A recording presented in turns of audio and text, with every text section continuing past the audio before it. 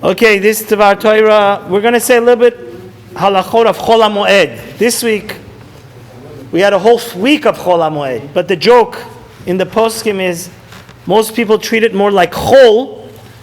Chol means something that's not holy, than Moed, than holiday. The Devar Torah is for the neshama of my wife's grandfather, Yitzchak ben Yecheskel HaKohen. Rav Ovadia brings here that between the first, in Israel, you should know always they have more days of Chol Hamoed than us, because we have always 2 days of Yom Tov. But from Torah law, there's 6 days of what? Chol Hamoed. These days are very holy days. And what's the biggest symbol that they're super holy? Because we don't put tefillin. Tefillin, which means in a way they have the same holiness as Shabbat and Yom Tov, right? Because you know, the Ashkenazim, some of them, the ones that are Hasidic, that are Nusach Sefarad, they're like our Sephardim, that they don't put tefillin. But the Litvisha, the Ashkenaz, the ones that are non-Hasidic, they actually do put on tefillin. But on Chol Hamoed. They do. But we don't. So, I was just trying to bring out the idea, the fact that we don't put tefillin shows us that it's not a day that, it's unfortunate. In my entire rabbinic career and before that, it's these halachot, it's a shame that they're not taught, because they are very holy days and we shouldn't treat them like regular weekday because we don't put tefillin. And no, I know, but in Pesach you don't have that. It's days that we're hopefully today and tomorrow we could do a little bit of the halachot, but the bottom line is that Rabbi Ovadia brings that they're called holy days, Mikrai Kodesh. When we read in the Torah, these are my holy days, Mikrai Kodesh, it's talking about what? Chol Hamoed also. Actually, the reason I wanted to talk about these halachot is because 2-3 people asked me halachot. They texted and WhatsApp and called me. So it says, you should know, first of all, the Talmud Yerushalmi says the main goal that we shouldn't work on these days is that we should increase our Torah, right? Because it says, Zaman Simchatenu. The greatest happiness is not that one of the body, but that of the spirit and the mind. So it's a mitzvah, like King David says, Pikudei Hashem Yesharim Mesamchei Lev, Hashem's halachot, Hashem's laws makes us happy. And we shouldn't do, is asur ba'asiyat melacha. There are certain things that are absolutely forbidden to do on Chol Hamoed. The Chazon Ish brings, parenthetically, that the first question you have to ask yourself on Chol Hamoed before you want to do a certain melacha, physical labor, is this necessary for Chol Hamoed or no? If you're just doing this, you want to go shopping and you don't want to wear the clothing or purchase the stuff on Chol Hamoed, that's something that's what? Problematic. Why? Because the same way on Shabbat, you shouldn't be preparing for another day, right? You shouldn't be going shopping and preparing for what? Another day. Actually, I saw Rabbi Tahan brought down that if you go shopping, if you have a business and you could buy something wholesale, the Shulchan Aruch brings that's okay because you're going to lose money, right? But if you just want to go shopping and you're not going to wear any of those clothes, it has nothing to do with pleasure. It has nothing to do for you wearing those clothes or using them and making use on Chol Hamoed. That's an example of something that's not allowed to be done.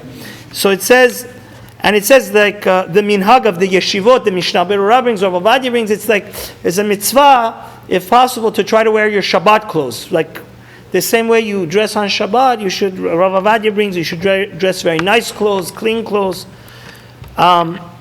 And you should have fancy meals. Just like on Shabbat, we have fancy meals. We have gondi and choresht and all those good things. And the same thing, don't forget, when in the Torah it says you should be happy, every holiday injects to our soul a vitamin for the whole year. Passover is freedom. Rosh Hashanah Yom Kippur was fear of God. This Chag is happiness. So not only do you need to be happy on Yom Tov, all the nights of Chol Hamoed, you need to be happy. You should dance, and especially this is on the Zaman Sukkot, you have to have double amount of happiness. That's why it says Ach Sameach. the Grazal brings when you have to be only happy is talking about Sukkot. So therefore, if possible, just like on Shabbat, you say Hamotzi every night in the Sukkah. It's good to say what? Hamotzi, and then you also would be getting the great mitzvah of saying the bracha of Lishev Basukkah.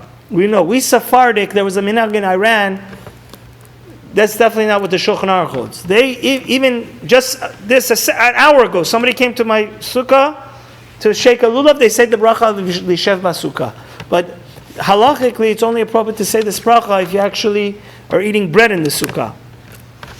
And the same way that it's a mitzvah on Shabbat and Yom Tov to have meat and wine, that same law applies for the nights of Chol Hamoed. See, we're so lucky to be Jewish. All these days of Chol Hamoed are joyous days. And we're going to finish with this next halacha. There's a machloket actually. If you do something that you're not supposed to do, an act of labor on Chol Hamoed, is it forbidden from Torah law or Divrei Chachamim? So, it's a machloket. Some say working on stuff that has nothing to do for Chol Hamoed, has no respect to the Moed, has nothing connection to the Moed. Some hold it's forbidden from Torah, some hold it's forbidden from the Rabbinic. The Ramban actually says an interesting thing. He says an intermediary idea.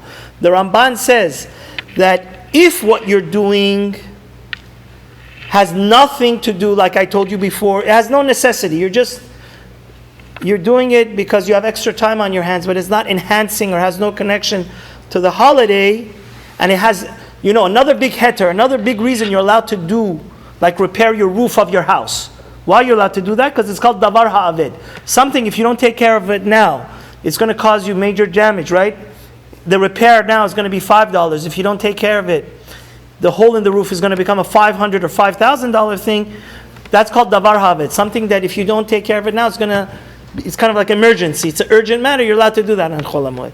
So the Ramban says that something that is not connected to the Chol Hamoed, and it's not emergency, it's not davar ha'aved, it's not something that's going to cause you loss, it's not an urgent matter, but it helps you, it's for Sorach HaMoed, even if you do it there's another idea, the laws of Chol Hamoed are not simple. There's another idea that if it's a professional, if the action you're doing is davar uman, something that is like a chayat, like a tailor, right? That's davar ha'uman. We should always stay away on Chol Hamoed doing stuff that is on a professional level of labor, right? You need to hire like a mechanic to fix this. You need to hire a tailor, somebody that regular people don't know how to do this specific task. So the Ramban holds that if it's necessarily for Chol Hamoed, always is derabanan, even if it doesn't meet the other criterion. But if it's not lesorach hamoed, the Ramban holds that it's only min derabanan. If it's not, it has nothing to do with moed. It becomes forbidden from Torah law. The Shulchan Aruch, thank God, Vehu Rachum Yechaper Avon holds. Rav Avadia brings that it's only midirabanan, right? So anybody that does something that they're not supposed to do on Chol Hamoed, they're only doing something that's isur midirabanan. And whenever we're not sure, we definitely should not be strict, because safek derabanan lekula, and we hope that Hashem helps that all of Klal Yisrael bring refuah shalema and extra simcha on these holy days. Amen.